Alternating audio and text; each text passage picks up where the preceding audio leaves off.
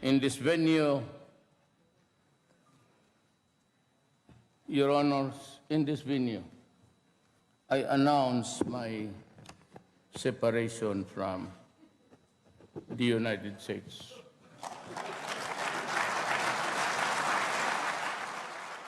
In a speech to business executives in Beijing, Philippine President Rodrigo Duterte said it was time to say goodbye to the United States and hello to China.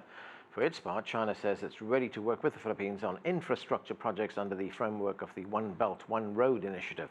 Let's get back to our panel. And Richard, talking about this economic relationship, let's try put some meat on the bones here. What does the Philippines get from China if their economic relationship is improved? Well, first of all, let's put things into context. The United States is responsible for around 13% of total foreign direct investment stock in the Philippines. It's a huge source of investments, particularly in the realm of business process outsourcing, which has provided millions of well-paying jobs. China, in contrast, is only responsible for 0.1% of total foreign direct investment in the Philippines. So in short, the Chinese are just trying to catch up with the investment picture here. So even though President Duterte has signed around $13 billion of trade of deals with China, China still has a long way to go before it matches countries like US, never mind Japan, which is even way more important to the Philippines economically. So this is not about like saying, oh, US cannot provide anything for the Philippines, let's jump to China. It's more about the Philippines diversifying its investment relationship. So this is something that we have to keep in mind. Now, it is very true that infrastructure is a big problem in the Philippines. And when it comes to traditional partners like the United States, they have not been investing that much in Philippine public infrastructure. When it comes to Japan, they're willing to invest, but sometimes they're not as fast. Feasibility studies take years. When it comes to China, we know they have this record of building fascinating infrastructure in a very short period of time. We have seen it in Africa, Middle East, and Latin America. I think that is what Duterte has in mind. More specifically, Duterte is looking at China building a bullet train between Clark and Subic, which are going to be the alternative traffic hub for the Philippines. And crucially, those were the sites of American military bases during the Cold War. He also wants the Chinese to invest in the infrastructure and connectivity of Mindanao, his home island, where there has been very minimal investment by traditional economic partners. So this is very much diversification. And I believe that the entry of China into the Philippine infrastructure landscape in itself is a positive thing. Why? Because it puts pressure on Japan and other countries to also be more competitive and offer more. So expect President Duterte's visit in Japan in the coming days will also come along with a huge tag price whereby the Japanese will also try to match whatever offer the Chinese have been made. So in fairness to Duterte, he's playing these economic giants against each other to gain more investments for his country. Yang Xu, what are the benefits for China from this relationship economically? China has initiated the One Belt, One Road. The Philippines can play a very important role for bringing about the initiative, given his very important location in the whole picture. But more broadly, I think it seems to me the Philippines has been adjusting their foreign strategy from totally depending on US towards multidimensional diplomacy. So his visit, the presidential visit to China is a starting point to the adjustment. Finally, we will see the Philippines will conduct the equal distance with with big powers like China, US, and Russia and Japan with different focuses. For example, in security, I believe Philippines have the closest ties with the United States rather than with the other power. But economically, they may have closer ties with China than with Japan. Now, it's opposite, let alone with the United States. So basically, the Philippines will rely on different type of relations with different powers. In this multiple dynamics, I think China, on one hand, will successfully calm down the tensions on South China Sea that is triggered by jointly by Philippines and the United States during the past. Now, Philippines turn around, and that will make U.S. in a very difficult position for their continuity of the South China Sea strategy. That is the benefits politically from China. Economically, as I mentioned, we will benefit it by cooperation for One Belt, One Road. Michael, what are your views on that? Do you also believe that the Philippines is involved in some kind of balancing act, delicate balancing act here to diversify its dependence on other countries economically? Absolutely, I think it is, and that's its right. I think that's a good idea. That's what it should do. This is a country with many needs, particularly in economics and other areas. So there's nothing wrong with trying to have it both ways. Maintain its very good relationship with the United States, both economic and also security related, but also try to get more.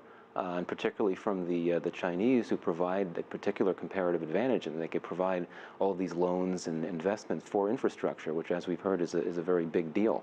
So in that sense, I think that this is a very good plan by the Philippines. But I think that the ultimate issue here for the United States is to really realize that it cannot take for granted its policies in Asia. I think what sort of an indirect theme, what we're seeing here, is leaders in Asia starting to wonder and worry how serious the U.S. really is about deepening its engagement in Asia with completing this rebalance, which we've been hearing so much about over the last few years. And I'm not saying that Duterte his objectives here were guided only by considerations of the U.S. not being serious about rebalancing. But I think it's important, particularly with the key presidential election in this country, thinking about future U.S. policy in Asia and how serious the U.S. really is about engaging in this region, so that it can continue to have a significant role and be in a position where it doesn't need to worry about what's been happening with the Philippine president and his recent actions. Yeah, because economic relations notwithstanding, President Duterte has used some pretty, well, let's say, undiplomatic language towards the United States in general, towards President Obama in particular. And he's also said that the Philippines has gained little from its long alliance with the United States. Is he right? I can't see why that would be right, given all of the support and the assistance that the United States has provided over the years. I do think that in some of these things he's been saying is trying to play to the gallery, so to speak, cater to those in the Philippines that may be unhappy about any sort of perception that the Philippines is too dependent on the United States, even though, as we heard previously, there's a tremendous amount of pro-American sentiment in the Philippines, other than some fringe representation, etc. So I do think that we do need to take some of what he says with some heaping grains of salt. Richard, it seems that President... Go ahead, you want to say something? Go ahead. Yeah. The thing is this. To be fair to President Duterte, of course, there's no excuse for expletives. And in fact, in this visit to China, we saw that he can be actually very statement-like. He had no expletives. He was very measured. He was very calibrated. So we know Duterte can actually behave himself like a statement. Now, going back to the United States, yes, the United States has provided indispensable support for the Philippines during humanitarian crises, like the Haiyan crisis in 2013. But if you look at the military assistance that the U.S. is providing, it pales in comparison, way in comparison. When you talk about billions of dollars that Egypt, Pakistan, Jordan, non-treaty allies, non-democracies that have been getting from the U.S., while the Philippines has been getting something around $70 million to $100+ million. And not to mention some of them Vietnam-era equipment. So there's a sense in the Philippines that it has been taken a little bit granted by the United States. Not to mention, when it comes to Senkaku Diaoyu, Obama made it very clear that's covered by the Mutual Defense Treaty. But he never clarified whether the Philippine claims in the South China Sea are covered by the Mutual Defense Treaty. So to be fair, I think Duterte is right when he says that the Americans have to be more clear about how far they're willing to support the Philippines in an event of conflict with China. Because if they're not willing to support us all the way, then let's make a deal with China. And this is what we're actually witnessing right now as he visited China and said all of those kinds of controversial statements. Yang Xiu, do you see the day when there'll be more involvement at the military level between China and the Philippines? At the starting point, in short term, I cannot see the probability of the exchanges between male to male between the two countries. But with the progresses of the wide range of corporations, I think it will be certain to have a male-to-male cooperations between the two sides from non-conventional security areas like cracking down criminal, transnational criminal activities, to rescue, disaster rescue, and gradually will step into traditional security area for the male-to-male cooperation. Say in gradual way, we will step into the male-to-male relationship.